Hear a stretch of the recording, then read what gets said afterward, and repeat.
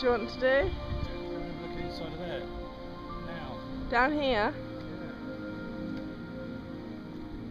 Walk in the footsteps of Apollo 11.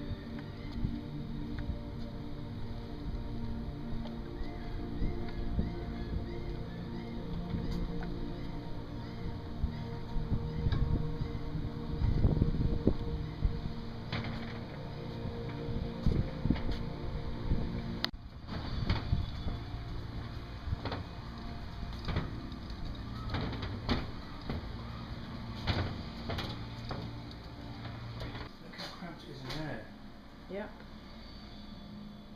And look how comfy those seats look.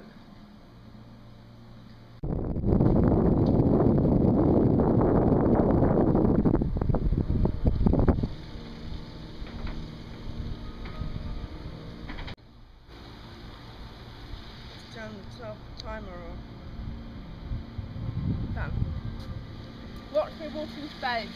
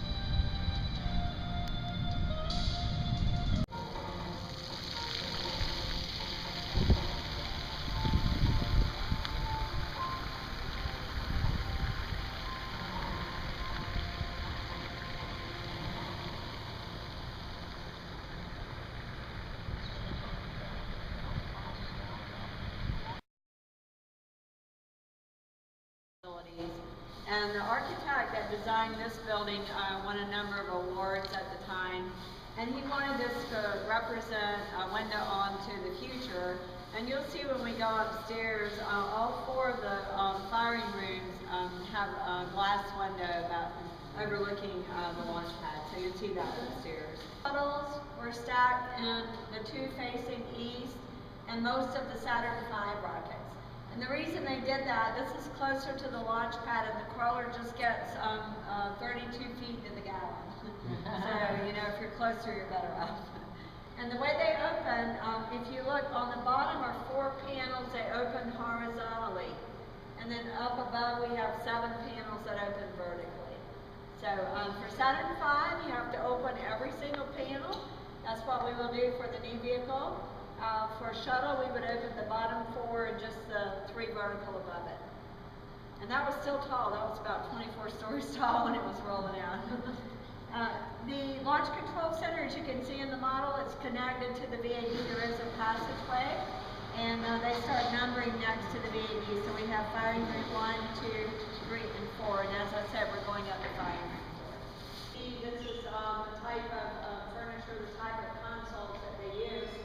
But one interesting thing most people do not realize, when they wrote that operating system for launching the shuttle, they used it through the whole shuttle program. I think they spent about the first 5 or 6 years, you know, tightening up, and it was the same operating system. That always amazes people. Space Center, so you'll see a cave. The patches, those were designed by the astronauts. The beginning of the program, or beginning of launch is out here in November of 1967, April of 1968. They tested 2 Saturn V rockets, no astronauts. Tested the vehicle before they put astronauts on. Starting with Apollo 8 in December of 1968, running all the way down through December of 1972. Apollo 17, that was the very last one. 9 missions NASA sent to the moon, and 6 of them landed men on the moon. 1 would orbit, 2 would land and walk on the moon. And that we had 24 men that made the trip, and we had 12 of them that walked on the moon. So they have a special club on those 24. Now, 9 times 3, if anyone's doing the math in their head, that's 27, not 24. We had 3 astronauts that made the trip twice, went to the moon twice.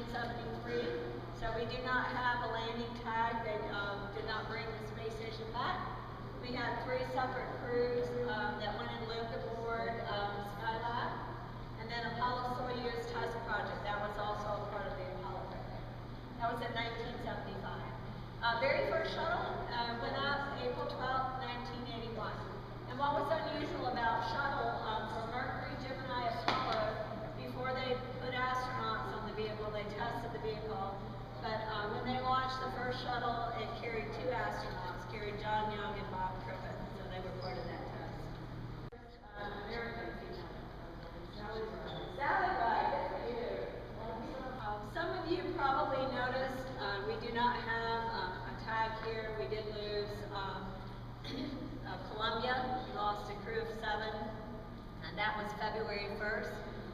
2003, they were 16 minutes from landing here. Most of that broke up over Texas. So some of you probably remember when that happened. Also, we lost,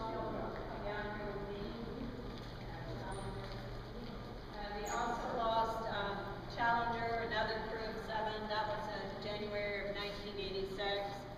That was 73 seconds after launch. A lot of people remember that because we have the school teacher, Kristen McCullough. In the firing rooms, this is what you'll see used for all of the Apollo launches and most of the shuttles.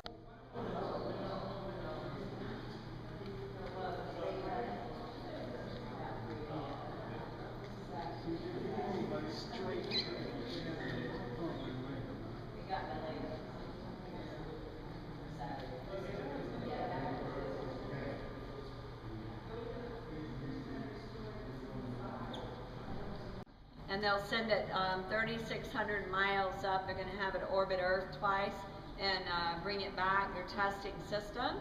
The heat shield, that's a big test for that.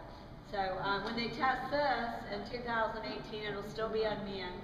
And they'll send Orion once around the moon and bring it back, and then start to launch astronauts. So NASA will be doing beyond Earth orbit exploration. Look like this photograph. What they've done here, they've removed all of these horseshoe-shaped desks that you see in that photograph. When we go upstairs, you'll see all of this is still here. Firing Room 1 will be used for the new vehicle, SLS, so it has already been refurbished. And then they will have to write, they'll have to decide what kind of hardware they'll use, and they're going to have to write new program for processing for launching the vehicle. But they'll be using Firing Room 1. Asked to launch the shuttle. All of that flowed out to the NASA test directors that sat up here. The NASA test, chief NASA test director sitting over here, he's the one that was running all of the countdown. And then overseeing the entire operation was the launch director who sat up here on the top. And the launch director also gave the final go or no go. They made the final decision for launch. In this photograph, by the way, this is the launch of Endeavour. This was February 8th, 2010. And Mike Linebaugh was launch director for many shuttle launches, including the last ones for all 3 of the vehicles. And you see him in this photograph, you see him talking to Charlie Bolden, who is head of NASA. Pad A has been leased by SpaceX. They will continue to launch from the pad over on the Air Force side.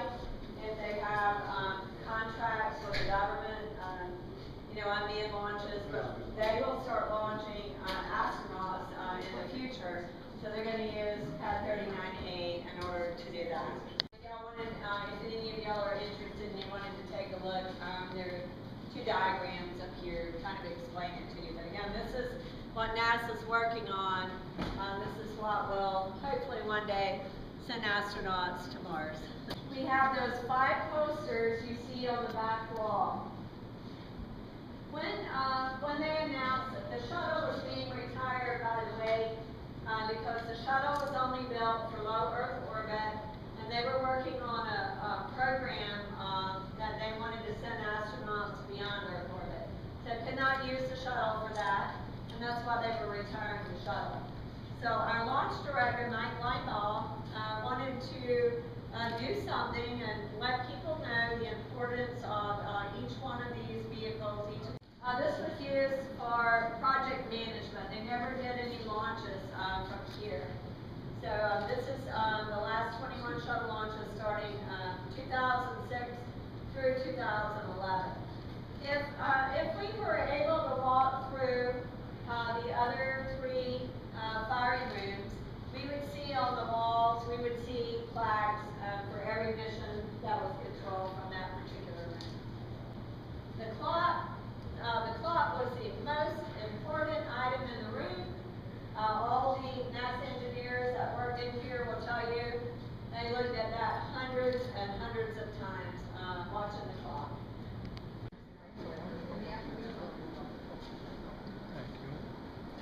That's the worst part of the rain is going over that bridge to go home.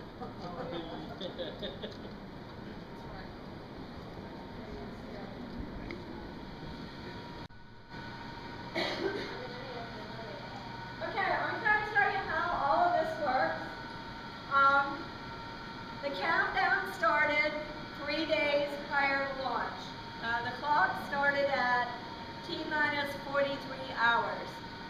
I had a lot of built-in holes. In reality, it took about 72 hours to launch a shuttle. It took 3 days to do that.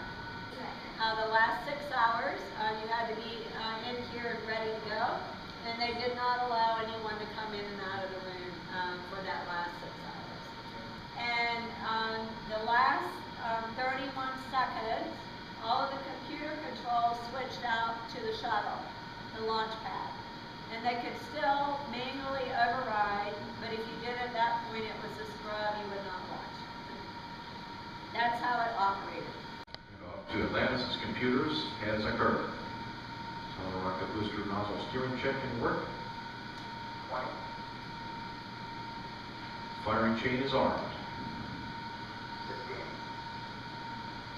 Go for main engine start. T-minus 10, 9, 8, 7, 6. Perfect. 2, 1, 0. And lift off. The final lift off of Atlantis. Shoulders of the space shuttle. America will continue the dream.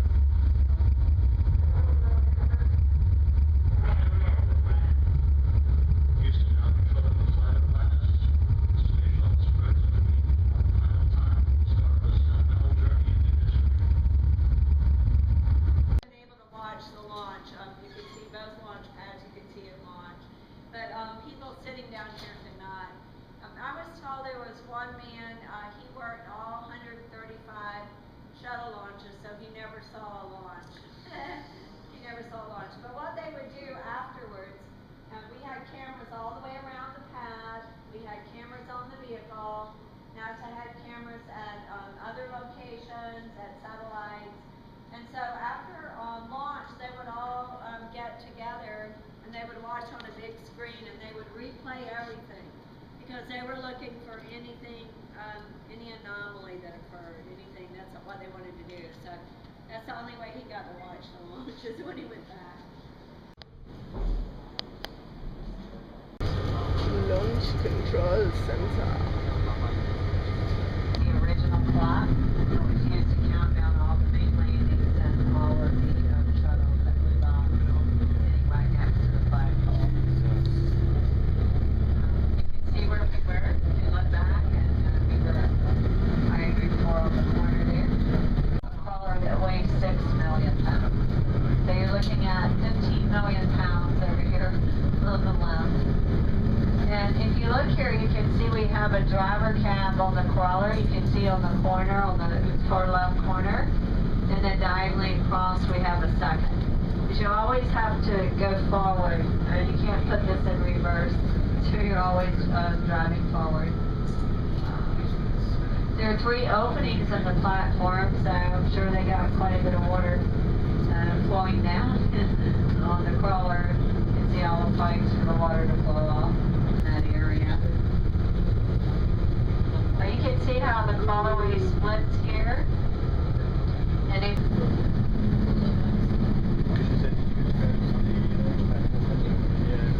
like that out at Pad B. NASA had that dismantled back in 2011. Took a long time to take it down. And that's what SpaceX is doing out here. Most of this will come down. The drawings I saw, it looks like what they'll leave, the lightning mast is sitting atop a fixed structure. The plane trench, we'll see when we go around the other side, is about 4 stories deep. And this is why SpaceX wanted to lease this pad. It would cost a fortune to try to build something like this with all the rooms that you have to put underneath and all the cabling and the wiring that you do. The plane trench. And that plane trench, that's 4 stories deep. So again, when you have ignition, there's another opening just to the left of here, a little bit over the road. It's about 24 stories tall, rolling out shuttle. And then off to the right, you can see that crawler transporter with a level launch platform.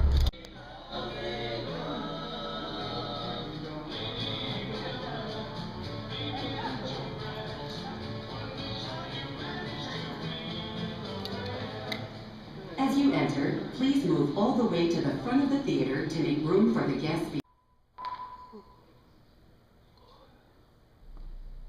This is the firing room. Launch control for the Apollo missions. This is not a mock-up. These are the very consoles we sat at when men first took off to fly to the moon. The tragedy of Apollo 1 had put us a year and a half behind. We were making up for it in one big leap, and we were doing it with a rocket that no man had ever flown before.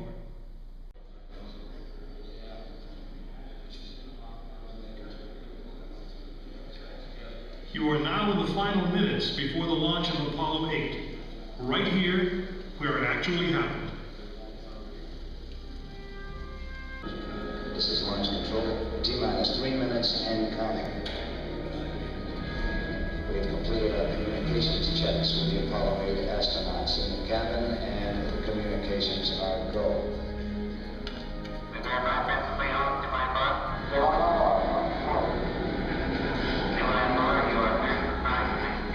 During this period, once we do get the firing command, the various tanks within the 3 stages of the Saturn V launch vehicle begin to pressurize. We have firing command. Firing command is in. We're now on the automatic sequence. T-minus 2 minutes, 20 seconds. All 3 stage propellants pressurized at this time as we come up on a 60-second mark on the flight to the moon. T-minus 60 seconds and counting. The vehicle now is completely pressurized.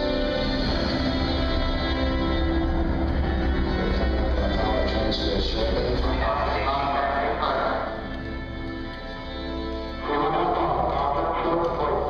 We have the power transfer. We're now on the flight batteries within the launch vehicle.